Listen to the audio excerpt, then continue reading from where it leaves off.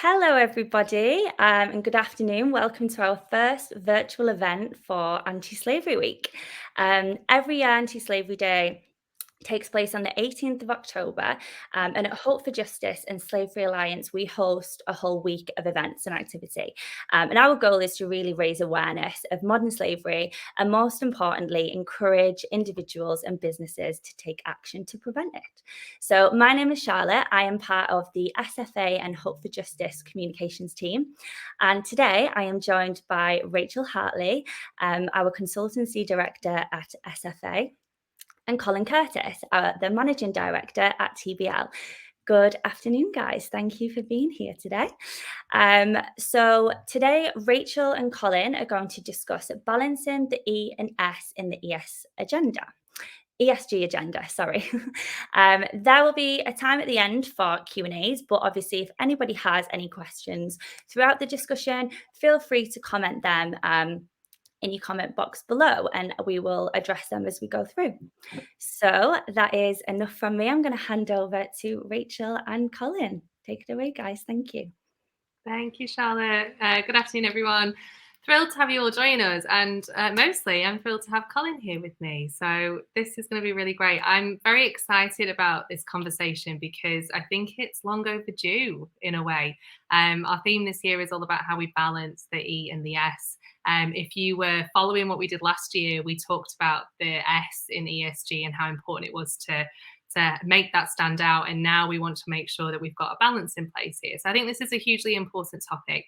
There is many different organizations out there working on the E and the S, but it's very crucial that they work together. So today we're bringing two of those together with SFA and with TBL. So I'm very excited for this conversation. So I think to get started, Colin, let's give our audience a sense of who we are. So do you want to tell us about TBL and where you're positioned in ESG? Indeed, thank you. Equally excited to be here this afternoon. Thank you, Rachel. So lovely to go and I am going to say see everybody. I can't see everybody at the moment, but to know that everybody's out there. I'm slightly disappointed that my name doesn't begin with E and that your name doesn't begin with S, Rachel, but we can pretend on that one. Yeah, just a little bit of background maybe on myself and TBL very briefly. So I took on a role in sustainability, heading up sustainability on the E side of things back in about 2010 for a South African company with offices all around the world.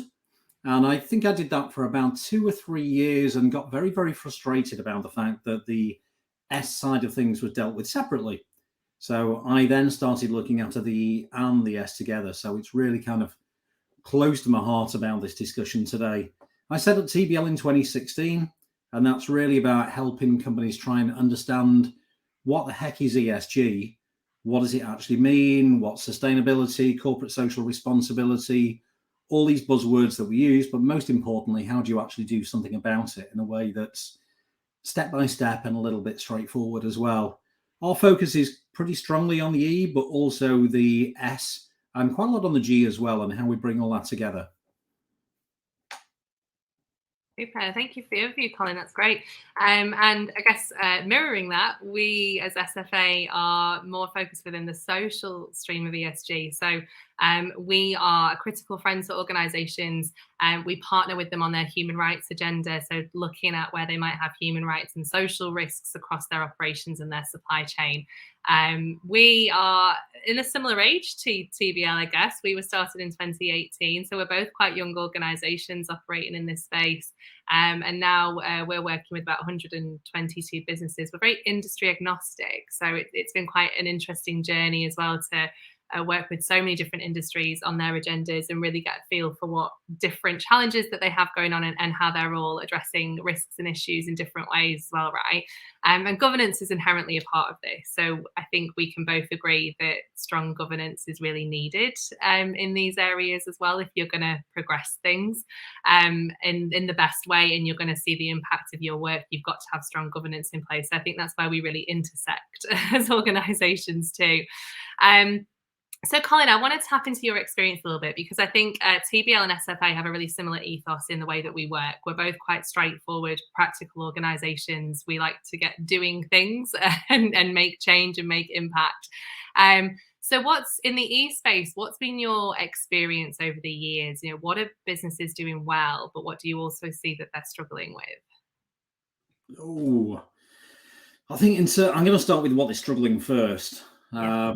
I mean, no disrespect to any colleagues within my profession or any practitioners, but it's difficult to say what's going well at the moment. I think there is a lot of progress being made over the years, but you've only got to go and look at the world around us to actually understand that we're a long way off. So success to me is, once we've actually started to make progress on climate change, and once, corporates are really kind of driving down their emissions enormously, we've got rid of a lot of issues with biodiversity, etc. I think maybe going back on what I said there, if I were to look at some good things that have happened, I think this is a lot higher up the agenda for a lot of organizations than it used to be. I probably spent the first few years in my role trying to explain to people what sustainability meant.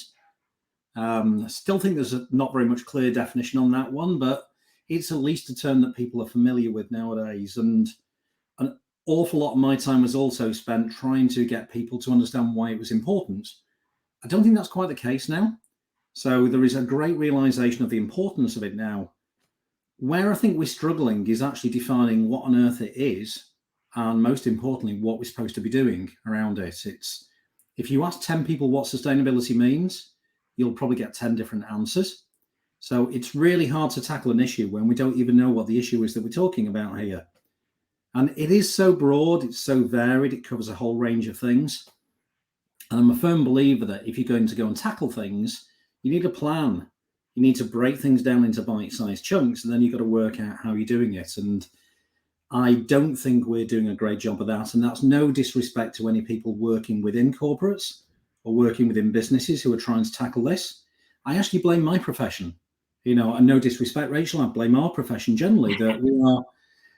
I think people working in this area are really, really good at saying what the problem is and really good at telling people what they're doing wrong, but really not quite so great at saying what they should do right. So I do think we need professionals working in this area, practitioners. In particular, we need governments and we need regulators to actually start giving some very clear guidelines around this. Because at the moment, people have been told they've got to go and tackle the scope 3 emissions. They've got to go and look at the supply chain. They've got to commit to net zero, but not many people are explaining what those things mean or how they can even get started on that. So shorter version of all of that, further up the agenda, a little bit better understanding, but nothing much in the way of definition and action. Yeah, so there needs to be a lot more just to break these things down into manageable steps for people. I really resonate with that. I think on the social side, we see some similarities and a couple of differences. So I think the where do we start is always a question on this. Where do we even begin? How long is it going to take? How long is a piece of string? And where are we going? Where does our journey start and end here? Instead of the mind frame of this is continuous and we need to keep doing it and redoing it and re-embedding it and re-evaluating it, and then we reflect, we reset, we go again. So I think we definitely see that struggle of, well, where do we even begin? And I think it puts businesses off getting started because it's like a scary thought of, well, where do we even begin with this? And I think even the ones that are so much further down on the journey, they have that moment of, well, we did everything we said we were going to do, so what next? And where do we go now after we've done these things? So I think we see a really similarity that I think one of our differences is the e-space is getting far more saturated with some of these regulatory requirements and more specific reporting requirements. So we think about the EU side, let's say your scopes, etc. It's not in that level yet with human rights. So we don't have, I think, the pull of we've got to focus all of our attention on all of these reporting areas, but what does it all mean and how do we all do it? So I think that's where we have a difference. What we have instead is this shift that's happening towards mandatory human rights due diligence. We're seeing a move away from just statements of intent, more like what the UK Modern Slavery Act is, and into mandatory due diligence that we're going to see with the upcoming EU legislation and the Canadian and the proposed South Korean and everything that's bubbling up in this space.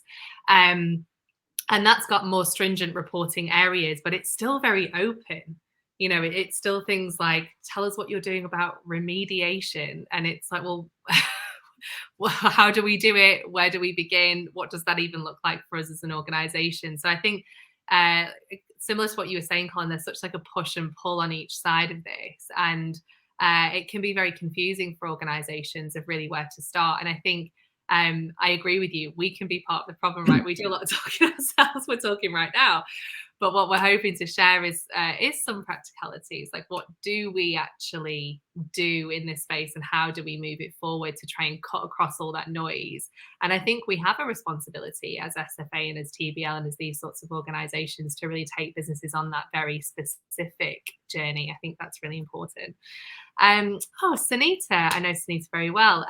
We've got a question from her. Maybe we'll just like intercept with this. So she said, whilst many organizations are declaring efforts towards ESG and in particular towards climate change and net zero, is there a governing body holding organizations to account? How is progress measured and who has oversight of that? Colin, I'm going to let you take this one first.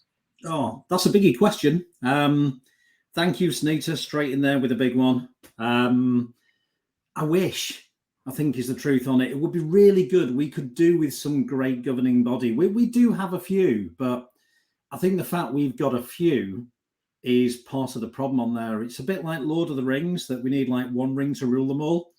You know, I'm showing my geekiness there, I guess. But, you know, I mean, you mentioned some of the standards out there. So the EU have just come out with their Corporate Sustainability Reporting Directive, which translates to the European Sustainability Reporting Standards. So already EU, CSRD and ESRS gets confusing. But then if you're not in the EU, then the UK is starting to come up with the Sustainability Disclosure Standards, the SDS, which is aligned with the International Sustainability Standards Board, ISSB, which fully hasn't defined everything. So honestly, you need a glossary and a dictionary to go and keep track of all these things and all these different standards bodies. So there is not enough oversight. And actually, I know I'm deviating from the E here, but there is not enough G, governance at a global level, to be able to go and keep track of all of these. And I do think so much of this comes down to, you know, feeling a little bit for the regulators here. There's still so much complexity in this area that everybody's spending all the time looking at the complexity and not necessarily looking at what is it we just need to do? What is it we're driving? A lot of the focus on it is about declaration. So you mentioned declaring efforts, Sunita. So on reporting and things like that. But there isn't really anything in the way of governing bodies actually about making sure that people are progressing. So similar to, say, modern slavery or something like that, there's a lot of statements that people make, but not many people actually tracking that people are walking the walk as well as talking the talk here. We definitely need more of that. I wish I could have given a much more positive answer there.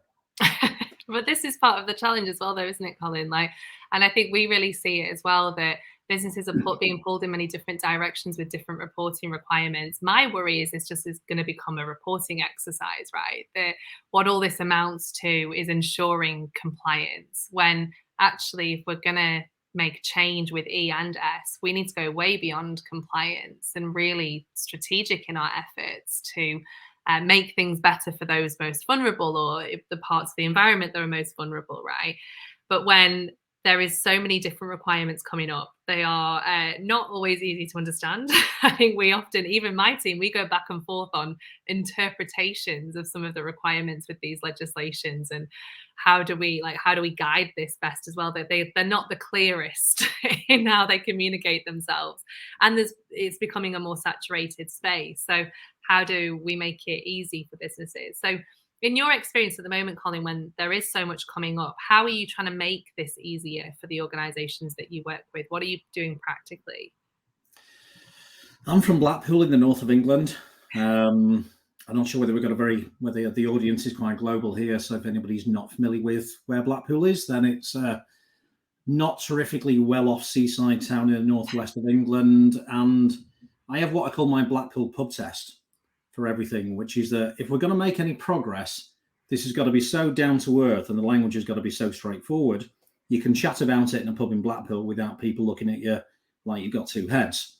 So, you know, that means we've got to stop all the jargon. We've got to make things a lot less confusing, because the few percentage of people, or, you know, the very tiny percentage of people who do understand these terms and work in this space are not the issues. You know, what we need to do is to get other people on board. And it's not they're not on board. You know, in my experience, most people don't want to have slavery in their supply chains. You know, they don't want to go and do any damage to the planet. They just have busy jobs and they want to go and know how to build these things into it. So we need to make it really, really straightforward. So complexity is the enemy of progress to me here.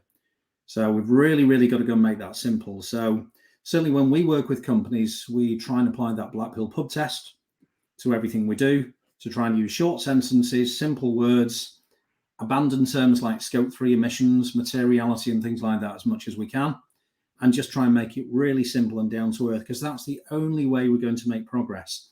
And also aligning it with what a business wants. Most of the time, making environmental progress and probably social progress as well is actually 100% aligned with the business aims. So, but if you can really identify those bits where you can make the business go forwards, generate more profits, differentiate themselves, etc., while doing good as well, then everybody wins.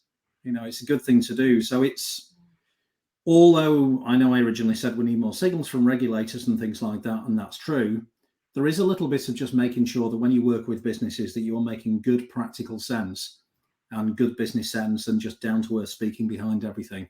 Yeah, I couldn't agree with that more. I think this goes for people who are in roles internally trying to move this forward too, and how they communicate with internal stakeholders, right? The more we can break it down and go through benefits realization and really get people bought in internally, that's like your key to success, isn't it? If you're trying to push the ship forward that's complex and requires a million things to be done to it and really intricate knowledge, you're not going to get there. But if we break it down and make it really accessible across the organization, it's going to get traction. And I think as soon as you make those links towards what the business wants to achieve, what it can accomplish financially, and you show how this can be a catalyst for that, I think that's where you really start to see some traction. I think one of the examples that always stands with me, my background's in the fashion industry.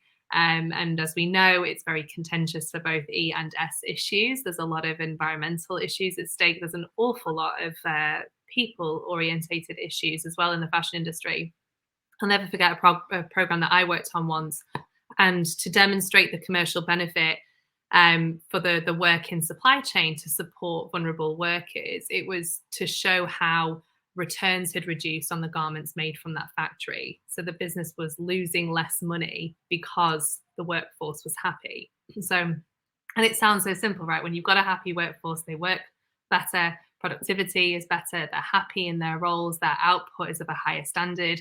So then the garments coming from that space were of a higher standard, and then the returns were happening less for reasons of fault or poor design or poor quality. So we could make that direct link, but I think, yeah, you've got to get into your business and speak their language as well, right, and make those links. I think that's really important.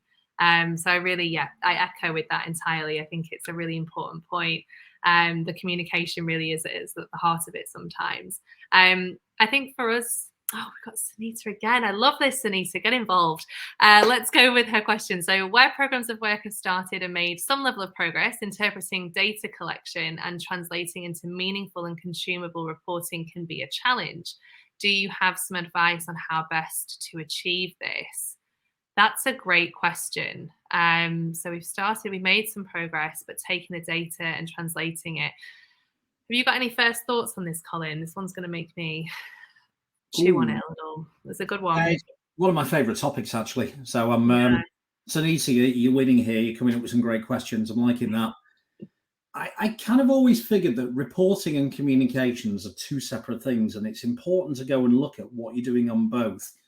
So reporting, as I think a lot of people refer to it in ESG, is pretty data-driven. And frankly, it's pretty boring. I mean, no offense to anybody working in that area, but it's a sea of numbers. Those numbers are really, really important. You do need them, so I'm not meaning to go and demean them at all.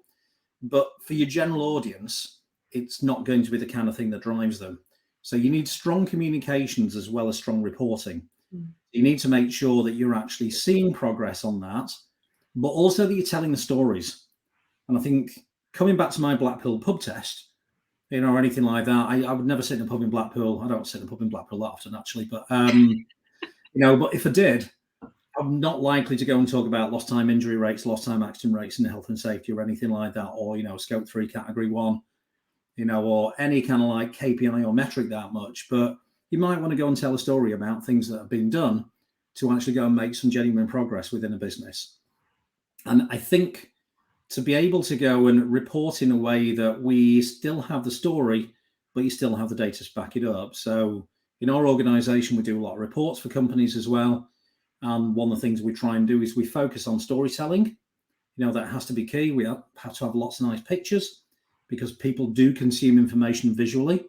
But then we have data books at the end of it as well. And we try and make sure those data books start to be aligned with all the standards we've got out there. So, GRI, SASB, and all the other ones that are starting to occur. So CSRD, etc., when that's coming more fully into force.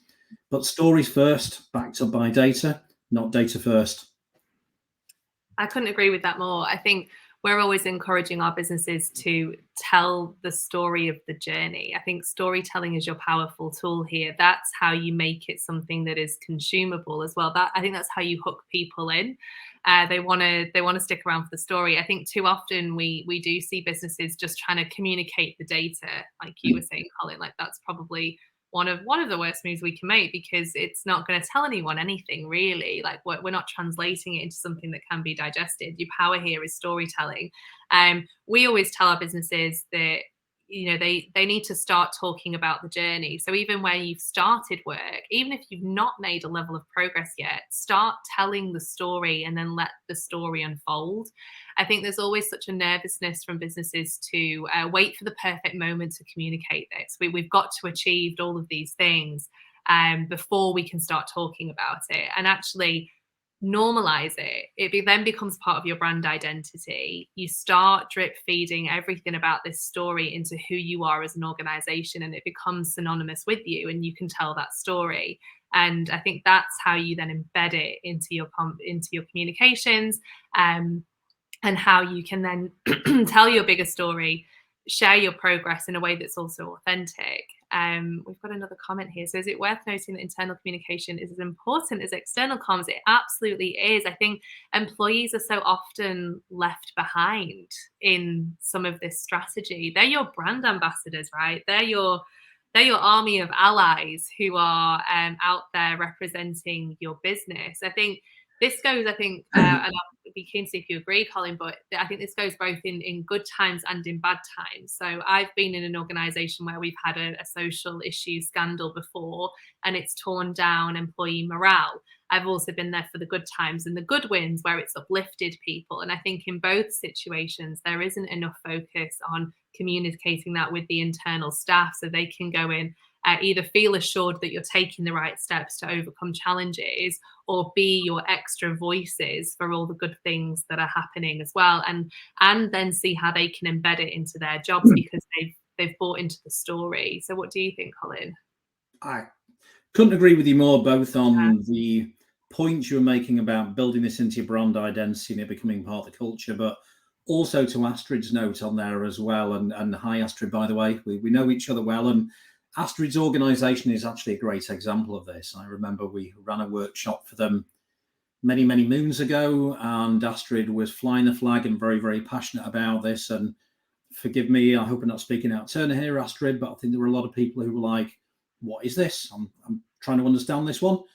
And when I actually look at that organization now, when I look at how much it is in their DNA, because of all the work that's been done to go and drive it within the business, to the fact there was one gentleman who was in that workshop who is filling my LinkedIn feed regularly with fantastic stories about all the things they're doing, and has set up a spin-off business, just around sustainability. So, it is definitely actually walking the walk and getting those people involved, because they are your company. Though there is this myth. I always get asked about, what should a company do, or what would a company care about? There is no entity called a company. There is no living, breathing thing. It's a bunch of people and a whole load of kind of processes and statutes and things like that. So the only way to do things is to get those people to care about this.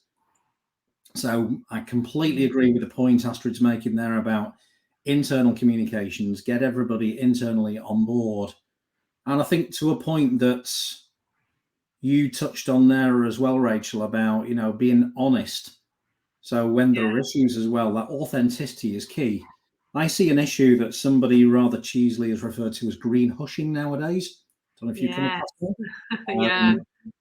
We hear all the time from companies that, like you were saying about, if you are doing something, they may be afraid to go and put it out there because it's not perfect. And just being honest and just telling the story of this is what we're doing, it might not be enough. It's not everything, but hey, we're giving it a go. And here's where we're up to, and point out where things didn't work and where they've had to go and change direction. As human beings, we really appreciate those stories. So that's that kind of green hushing idea of people being a little bit unsure is quite key to get over. Yeah, fully. And I agree with Madison's comment here. It does help with retention. It also helps with recruitment. I think more and more are, I hate to be the person that talks about the younger generation, but they do care about who they work for and their purpose, and how they're trying to cause profit for good as well. And I think it is so important for your employee base. So, Colin, thinking about the E and the S, and I'm going to get onto Jess's question in a second. Thank you, Jess. But thinking about this, I think there's a lot of imbalance in the E and the S with organisations. But what's your take? I totally agree with you. And I think to Jess's kind of question there as well, that drives me mad. I mean, when I first started working within a company, they reported me into the chief marketing officer because they didn't know where else to put me, frankly. And they were very keen on the idea of producing an annual sustainability report, it was called at the time. But they also did an annual CSR report, as it was called at the time. That CSR report was charitable and volunteering, and it was, doing some great things, but it was very much about uplifting employee involvement. And it drove me mad. I'm like, well, we need one strategy to bring it together. Yeah. So I think there are two answers I give to this one. So a simple one and a more complex one. So first of all is one report, please. It's just much easier. But secondly, your report needs to reflect your strategy. And if you don't have a balanced, I'm not even sure I like the term ESG, but a balanced environmental and social strategy, then it makes it a lot more difficult to go and report on this. So the way we do this is we use the UN Sustainable Development Goals as a framework, because frankly, they're about the only thing the world has ever actually agreed on. There's not many other times when 193 world leaders have agreed on anything. Mm-hmm. So it's not a perfect framework. It's not even a framework. It's a bunch of goals. But there are a few advantages that, one, it's a common language. Secondly, there are a set of outcomes. So we all should be looking at how are we contributing to this world's biggest plan that people have actually put together to go and tackle all these issues that are environmental, social, and economic as well, actually. So how do we go and do that one? So aligning your strategy and aligning your reporting with those goals is a really, really good way to get everyone talking the same language, and also to make sure you've got holistic reporting and strategy towards it. Yeah, I think this is so important. And I think, to Jess's question as well, I think one framework that we look at that can be quite all-encompassing is the OECD due diligence framework too, because this can be applied in both your environmental and your social senses. And if anyone listening is not familiar with that, do give it a Google. There is a very big document that sits behind it. You don't need to read the whole thing. It has a great summary. But it's a good way to follow a method for understanding where your impacts might be and what you do about that. And I think you make such an important point, Colin, that too often we see, and I think this is a driver for the imbalance, but businesses running down two different roads for E and for S, and then the G just sort of floating around like governance appearing somewhere amongst it all, and it doesn't come together.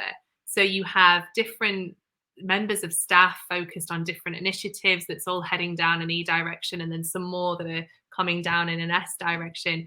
But this needs to be brought together. If we don't understand what those common goals are and what we're trying to achieve more holistically across both areas, there's no destination for the business either, or a continuous journey to stay on in this. And I think we see that division so often.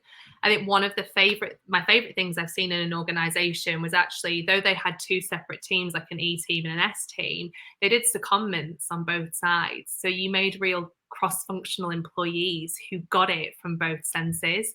And they took the time to understand, okay, in all of our E work, what are the social impacts? And in all of our S work, what are the E impacts?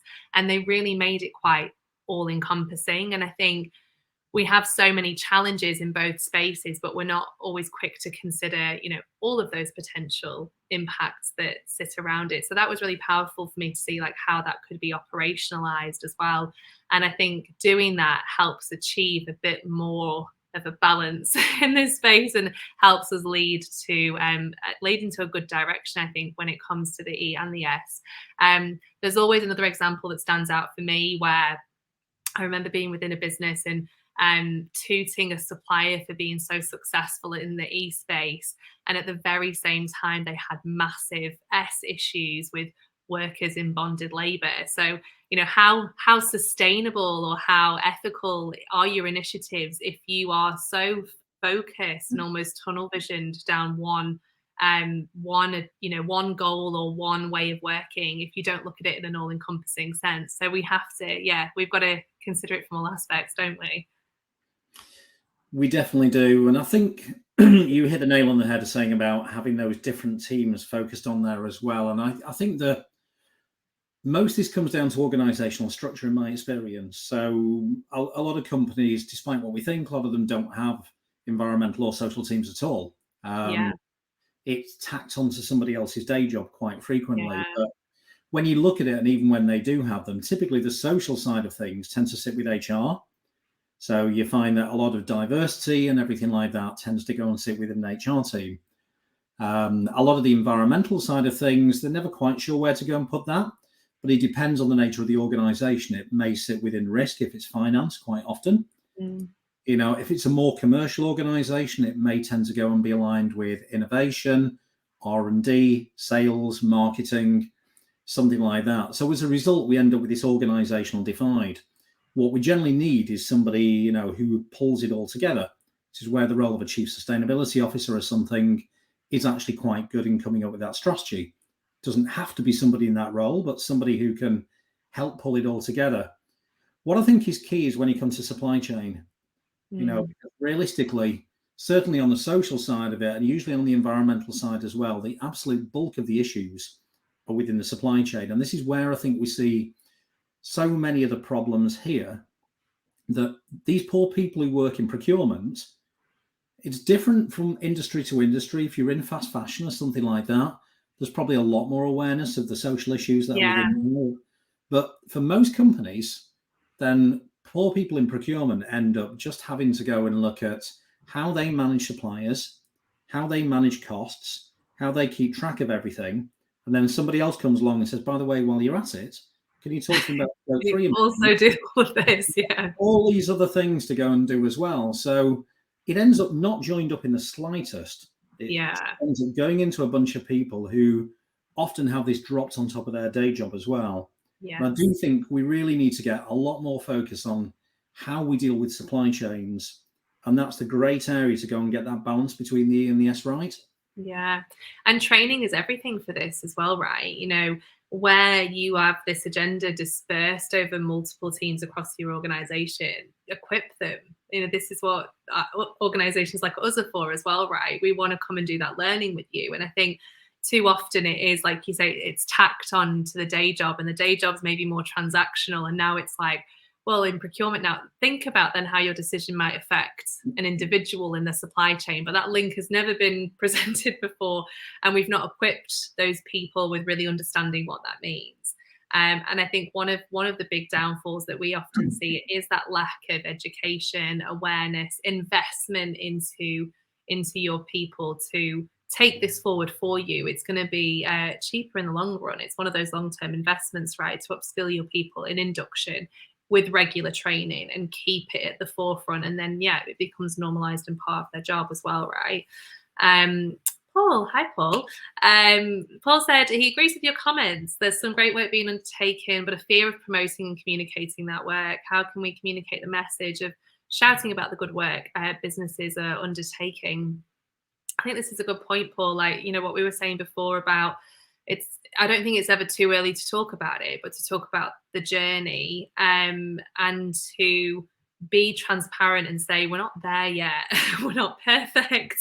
This is the rationale for this risk that we're currently looking at, and this is why we've chosen to focus on this, and this is what we're doing about it. I think when you can justify your course of action, it shows a level of maturity. And I know we always encourage our businesses to do that, is to be intentional in their communications and give their informed justifications. But what is it like from your side as well, Colin? Honestly, exactly the same. Yeah. I think Paul's point is spot on, and it is definitely a cultural thing. I think in a lot of organizations, communications, it only means communicating success. So they love to go and say, oh, we did really well on our annual results. We did fun. No, we just won this deal. It's great. Yeah. So certainly saying we've set a target and by the way, we didn't meet it tends to make people feel very uncomfortable indeed. But it's so important, as human beings, we do respond well to those things. And it's so much nicer to write them when you don't have to feel like you've got to be a marketeer to come up with the right words on it. So there is often a cultural change. And if you're working in that area, Paul, I think it's very good to be able to go and talk with your management about, we're going to have to get this culture of authenticity. I hate the word authenticity. It's a bit overused at the moment. A culture of honesty, just kind of being real. So we can actually go and say how we're doing, what's and all, and explain all of that. And it isn't comfortable for people to start doing it, but I always find that once people start doing it, it makes really positive change in our business. Something about getting employees on board. People respond really well to that honesty, and it makes a much nicer environment. Yeah, I agree, Colin. I think there's also a bit of like preconditioning to do with your stakeholders as well, right? I remember being in a business and starting to publish modern slavery statements years ago. And we did some preconditioning with senior stakeholders to say, we should be really transparent. These are all the benefits of it. We should write a statement that's transparent, and kind of got them bought into that. So then when they saw the first draft, they were ready for it. But I think you've got to, and it links to culture. We should take this forward in an authentic and transparent way and set them up for that. So it's not terrifying when they see the first draft and it is a warts and all, like this is everything that's happened. But I think when you get people bought into the idea of being transparent before it happens, then they're more likely to be like, yes, okay, this is what we should move forward with for sure. Thinking about both our organizations, Colin, so SFA and TBL, I'm so excited that we are going to be partnering together and coming together as a northern ESG force. We are both from the Northwest and headquartered this way, but working in global supply chains. And I think there's a lot of power in a partnership like ours. For you, what are some of those benefits? Oh, there's a long list. There really is.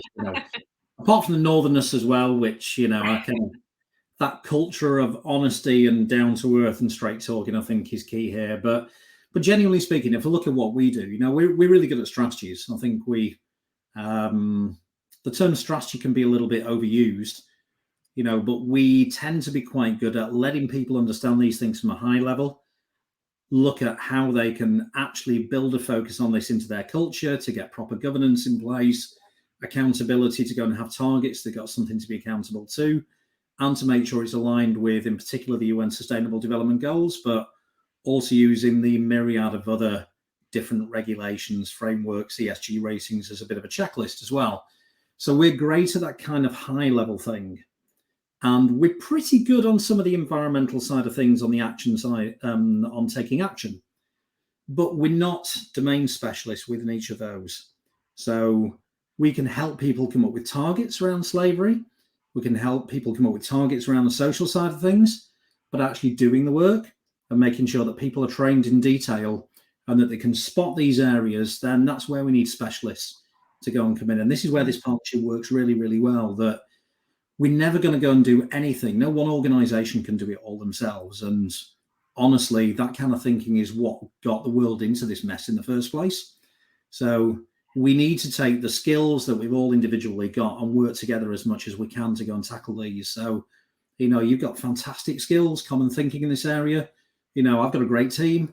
They're all absolutely amazing. So and we've got a bunch of great customers between us both and organizations that want to genuinely do the right thing. So, very, very complimentary there. Yeah, I couldn't agree more in what you said. It made me laugh a little bit because I feel like we're in such a space of trying to find like the one size fits all, like perfect ESG partner, aren't we? And we see this with quite a few organizations, and I get it. It would be efficient. It would make things like really straightforward to them. But these are two areas that require such specialty, and you need experts in both spaces. And yes, you want cross-functional ways of thinking. You want people with maybe some experience on the other side, but you need experts. And I think that's why I'm so excited about us coming together as two organizations to work with businesses, is we get to bring both of those experts together. And I think, just like you were saying, we have conversations with our businesses where it's like, yeah, and where does this fit in with your environmental agenda? And what are you doing about your carbon emissions? And how is the climate change affecting your organization? And how you're going to respond to that? We're asking these high level questions and trying to understand their goals.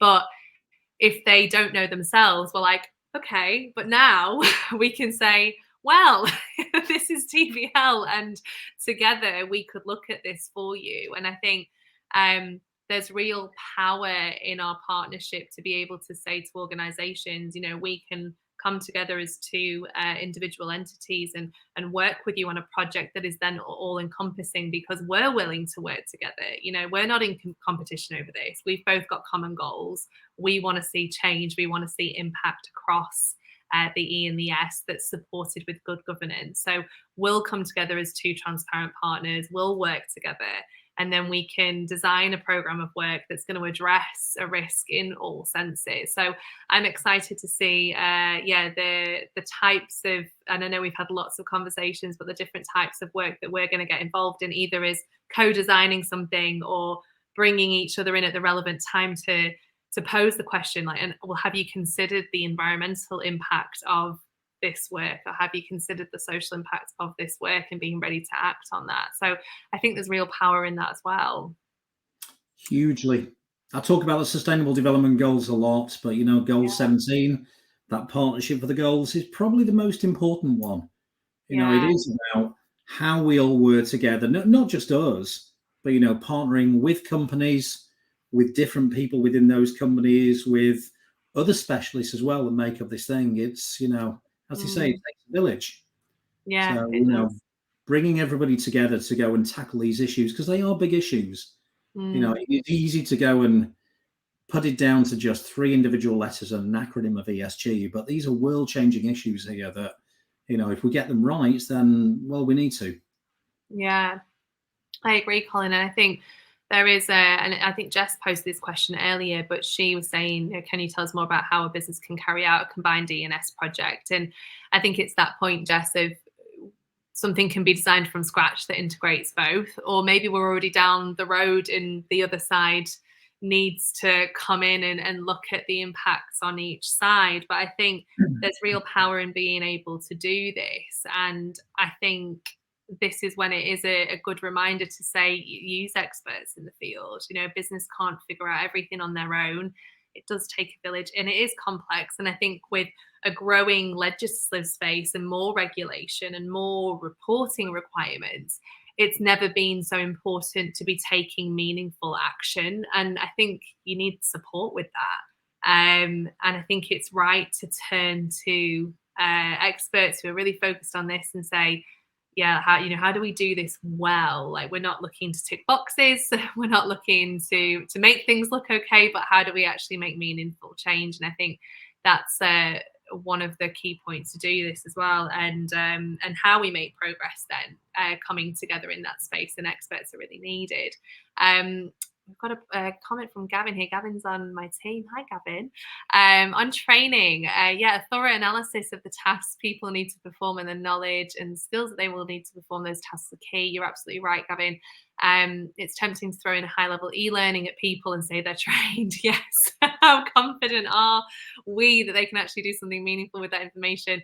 Gosh, yeah. E-learning is I wonder if you see this, Colin, but e-learning is used as that like giant band-aid across the educational needs sometimes, where we need focused and intentional learning to identify as Gavin said, what are those knowledges and what are those skills that people need to do better in their jobs and to incorporate this into their jobs and take this further for the business. E-learning that's for everyone is probably not going to achieve that specifically. Do you see the same thing in the e-world? We do. And if you don't mind, I'll rewind slightly back to Jess's question and see if I can take that and Gavin's and yours a little bit. God, I can remember all three. But yeah, on the combined E&S projects on there as well, I'll give you 3 examples on there. So one, everything starts with a strategy. If you don't have a strategy or a plan, then it's a hobby, and a good strategy has meaningful public targets against it as well. And it needs to be a combined strategy, and that takes expertise in both areas to go and do it. But even then, it's multi-layered. You can come up with a fairly high-level strategy, but then when it comes down to actually setting targets and making sure they're credible and they can be achieved, that's where you need domain expertise like you folks, to come in and make sure that these are good targets that are going to achieve the desired result. Reporting is the second one as well. I touched earlier on about, reporting is a great one that really needs to be combined environmental and social. But the biggest one to me is supply chain. And I grow increasingly frustrated with the amount of people I see coming to me saying that we want to go and tackle scope 3 emissions in the supply chain. We need to speak to our suppliers about it. So some procurement person is there busily Googling what are scope 3 emissions. And then the poor supplier ends up getting a questionnaire with a load of fairly detailed things that they don't understand at the same time as they've got other social questionnaires to go and fill in as well. So anything around that needs to be a combined project, if only just to make these suppliers' lives easier.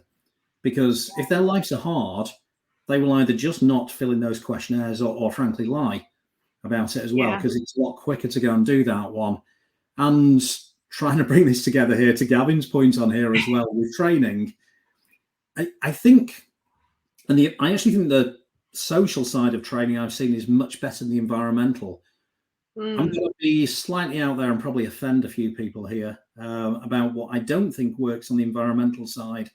I don't think that teaching everybody to be carbon literate is the in phrase at the moment is a good idea. Because people need to know enough to do their jobs. And that doesn't mean to say that we need everybody to be an absolute expert in carbon footprinting or biodiversity or circular economy or anything like that to do the jobs. They need to know the basics. They need to know some of the terminology involved. But more than anything, what they need to do is to go and drive action. So the training has to be very much focused on what is that person actually doing and how do we make sure that they understand enough to go and do their job in a way that drives effective change, not to go and turn them into a sustainability or ESG expert. And I think if we do that and we can give them a few tests afterwards, just to go and check that knowledge has been gone in, then that's effective, not just through e-learning, but actually getting people to go and follow up and run a few test processes with them as well, just to go and check that knowledge and that the processes are going into place. Yeah. I think that's such a good point as well, Colin, is the training that we do. I agree. I think there is some good training in the social space. I think it's something that we really prioritize as well. And I think it's easier to tell stories, I think, on the social side as well, which is such a gateway into training because we can tell individuals' stories of overcoming, different kinds of issues. And that's definitely what we do. We tell stories to win over hearts and minds, get them bought in, and then we try and tell them practically, what do you do in your role? Like, this is how you work with a supplier. These are the red flags that you might find. And yes, try and make it as easy as possible because questionnaire fatigue is a real thing when it comes to suppliers. And we also have to remember that so many of the suppliers sitting in a larger businesses or any business's supply chain are SMEs. They're small, medium enterprises. They make up so much of the world's business space, but they are left out almost entirely from mandatory human rights due diligence legislation. They're not in the reporting thresholds for larger businesses. So if they don't have any regulatory requirements to be doing this, you need to bring them on the journey with you, but in the most straightforward way. And complex tick boxy questionnaires are not going to get you any of the assurance that you need. You need to break it down. You need to take the time to understand that business, who their workforce is, what their environmental challenges are and what they're really doing about it, and more how questions and descriptions over, do you have a policy? Do you do this? And I think that's when you start tapping into what's really happening in your supply chain as well, and how we start to address some of those risks. But I think as well, we see, one questionnaire for the environmental side, another for the social, but the information is so useful in both areas. So bring it together, have all of this in one, like you said, one report, one set of due diligence. I think this would really start to help balance out the E and the S. Yeah, I mean, I'll give an example of, a company we work with as well that I think was trying to tackle exactly this, that it's hard being a supplier sometimes, and it's hard being a supplier to a big company. So you have a vendor onboarding process a lot of the time where you've got to go and fill in a load of forms about your turnover, your health and safety policies, your information security. So they do a load of information gathering there, probably put that on one system. And then you might get a different environmental questionnaire, and you might not understand it. And you might get a social questionnaire, which you also might not understand. And you've got to go and get all these things together, and they're probably duplicating questions a lot of the time. So company I work with did a great one that, we sat down and we planned this out together. And we said, we got all this information here when they come on board. And then we've got all this environmental information here through that. We know a little bit. All these companies got websites as well. So maybe we could save them a job and just go and have a look at their public reporting and see what they're doing. So we kind of combined all of that to go and say, we'll take the onboarding info and we'll take what's on their website. We'll take what we know. We'll put it all together, and then they can come in and read it. And they can go and say, well, if that's not right, they can then go and update it regularly. And we added a number of carrots in there as well to go and say, if you do this, then, here's some free information to go and help you learn. And here's a bit of a score. And the more questions you answer, you'll see your score go up as well. Yeah. So it's kind of worked really, really nicely doing that. But it often comes down to these different bits of data and just combining them all together. Mm-hmm. I think you're so right to bring up like the carrot over the stick approach as well. I think especially my previous roles in my career in the human rights and supply chain space, a lot of it is so much of the stick approach. The carrot is so much more effective. If you make, if we're thinking about suppliers in your supply chain, if you make them feel like they've got a seat at the table, a voice with you, that they're coming to participate in something with you, you're more likely to get traction in this rather than a top-down stick approach. Incentives are so important. I could probably spend all day talking about purchasing practices and other bits like this in procurement and how we can nurture those suppliers. That's definitely a conversation for another day, but it's so important to do that. My favorite term is to use a pointy carrot instead. Yes. It used to be a bit of a combination of those two things. Carrots are nice, but it's got to have a bit of a point on it too. Yeah. You still there's still a relationship to hold there, and there's still a transaction element to it as well. But I think, the incentives are a great way to move forward too. I want to take Ben's question because this is a little meatier. So Ben shared a question that says, truly eradicating slavery or exploitative labor practices from the supply chain will lead to higher costs, which will lead to lowering of margins or higher cost prices. Claims of support from consumers or corporates may not be enough to absorb the economic consequences. What are your thoughts on tackling this barrier and creating real change? So the essence of this is if we're trying to do the good stuff, it's going to cost us money. How do we overcome that? I think the link to if we do this, it leads to higher costs can be challenged. I don't think it always has to lead to higher costs. I think sometimes it takes a moment internally to really look at your practices and say, what can we shift in the way that we work that is actually cost free that will lead to a reduction in risk? So that's definitely the purchasing practices space. But then at the same time, I do think, there might be upfront investment into future stability of your supply chain that you may see a financial impact for a while, but we have to think of the longer term investment that will reduce lost money further down the line. But Colin, what are your thoughts on this? This is a trickier one. Oh, it's a good question. It's a $1 million question. Yeah. Almost literally, I guess. But hopefully not anyway. But if I think of this from the environmental point of view, I know the question was specifically on slavery and exploitative labor practices. Yeah, let's open it up though. Yeah, it does broaden out. And those two things are actually extremely linked as well when we look at supply chains. You are right in what you're saying, Rachel. There are a lot of areas that maybe the costs aren't as much as you think, so they're definitely worth challenging. And there are a lot of areas where those costs come down. And if we look at, let's look at renewable energy, which is a big thing that drives emissions more than anything. So my background is in technology. So renewable energy is a technology. It's not a fuel. So with any fuel or anything like that, as it becomes more scarce, the prices go up. Standard economics. But with any technology, as it gets developed, the prices drop. So we're seeing that already in renewable energy there. So energy costs have the potential to drop a lot more, though all the predictions are they will go up and then gradually come down again over time. But I think there is also a little bit of realism here that, costs are going to have to go up. There is no two ways around that. And a lot of business models might need to go and change if they are built on a model where there is exploitative labor practices or where there are environmental issues. Then it's creating a false economy in the first place. That economy is not actually built on reality. What we need to try and do is to remodel our economies on what we want things to be rather than actually what we've pushed them into being at the moment. So that is going to create a bit of pain when we go through there, but the results, without a doubt, are definitely worth it.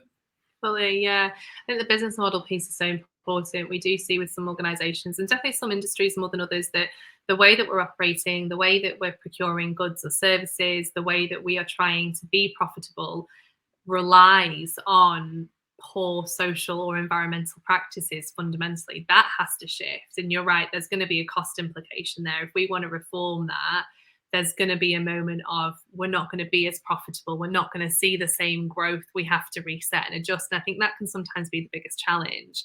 But then there are also within organizations plenty of opportunities to reshape practices, to upskill people in different ways that indirectly reduce your risks in this space because you've got a more responsible way of working and a more informed workforce that is lower cost and will start over time to reduce some of those risks for you as well. So that was I feel like we sort of gave two sides of the coin for you on that answer, but I hope it gave a little bit of insight. We need to wrap up. So I want to leave on I know, I can't believe this hour has gone by so quickly, Colin. I want to leave on a bit of an aspirational question for you. So if we want to accelerate progress in the E and the S spaces, what is the one crucial change that we need to make or the one key thing that we need to do? So with blue sky thinking now. Oh, it's a big one. I know. You only get one. Everything is about people. Whether we're regulators or governments, everything's made up of people on there. And I'm a firm believer that the simpler we keep things, the more we're going to go and drive action. So probably for me, it would just be about trying to get some simple steps in place that everyone can go and get behind. So whether it comes from the private sector, whether it comes from government, whether it comes from regulators, NGOs, I don't really care. I tend to find a good idea is a good idea. So we need to start getting some really, really simple ideas in place around both of them. These issues are not as complex as people make them out to be. They are really difficult to deal with because of the way that we've got into the situation in the first place, but they're not undealable with, if that's a real word.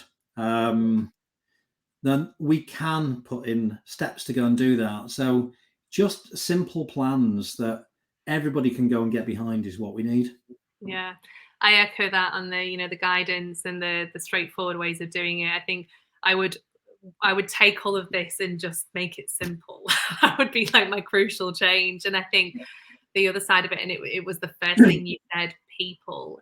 I think we get so transactional in this space sometimes, and it becomes a real like to and fro on the commercials, but we need to bring it back to the people that could be affected. And I know it feels like that's really a social space thing, but it's environmental as well, because anything that happens in the environmental space affects people, and the same for the social side. And the one thing I would probably change is a mindset, and to ensure that people are really people centric and remember who is potentially most vulnerable in all of these situations. And that should be your driver for change as well. So I think that would be my crucial change. Well, we're going to wrap it up, Colin. I loved having this conversation with you. So thank you so much. This has been a brilliant way to kick off Anti-Slavery Week. I hope all of our listeners found it really valuable. I really enjoyed this. So thank you for giving us your time, Colin, and having this chat with me.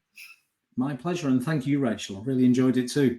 And thank you for all the questions, everyone that joined in. We really appreciate it. There was some great stuff thrown our way. So enjoy the rest of Anti-Slavery Week, raise your awareness, get involved. Let's be a voice for those most vulnerable in these situations. And yeah, have a great rest of the day, everyone. Thank you, Colin. See you soon. You. Bye. Bye now.